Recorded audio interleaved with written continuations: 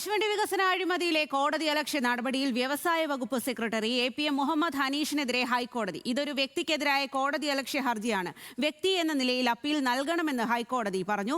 കോടതിയുടെ ഉത്തരവിനെയാണ് ലംഘിച്ചതെന്നും ഹൈക്കോടതി ചൂണ്ടിക്കാട്ടി. ഷപ്ന വിവരങ്ങളുമായി ചേരുകയാണ്. ഷപ്ന, എങ്ങനെയാണിപ്പോൾ ഹൈക്കോടതിയുടെ ഇടപെടൽ ഉണ്ടായിരിക്കുന്നത് ഇക്കാര്യത്തിൽ? സ്വാതി, കശുവണ്ടി വികസന കോർപ്പറേഷനിലെ അഴിമതിയുമായി ബന്ധപ്പെട്ട് നേരത്തെ തന്നെ ഹൈക്കോടതി കോടതിയലക്ഷ്യ നടപടി സ്വീകരിച്ചിരുന്നു. വ്യവസായ സെക്രട്ടറി മുഹമ്മദ് ഹനീഷിനെതിരെയായിരുന്നു കോടതിയുടെ നടപടി. അദ്ദേഹത്തോട് നേരിട്ട് ഹാജരാകാൻ കോടതി നിർദ്ദേശിക്കുകയും ചെയ്തു. ഇതിനെതിരെയാണ് ഇത്തരത്തിലൊരു അപേക്ഷ നൽകിയത്, അല്ലെങ്കിൽ അപ്പീൽ നൽകിയത്. ഇത് സംസ്ഥാന സർക്കാരാണ് ഈ അപ്പീൽ നൽകിയത്. സംസ്ഥാന സർക്കാരിന് ഇത്തരത്തിൽ അപ്പീൽ നൽകാൻ കഴിയുമോ എന്ന കാര്യത്തിലുള്ള നിയമപ്രശ്നമാണ് കോടതി ഇന്ന് ചർച്ച ചെയ്ത്. വ്യക്തിക്കെതിരെയുള്ള നടപടിയാണ്. വ്യക്തി എന്ന നിലയിൽ അപ്പീൽ നൽകണം എന്നാണ് മുഹമ്മദ് ഹനീഷിനോട് ഇന്ന് കോടതി ആവശ്യപ്പെട്ടത്. നാളെ ഇതുമായി ബന്ധപ്പെട്ട അപ്പീൽ സമർപ്പിക്കാമെന്ന് കോടതി വ്യക്തമാക്കിയിട്ടുണ്ട്.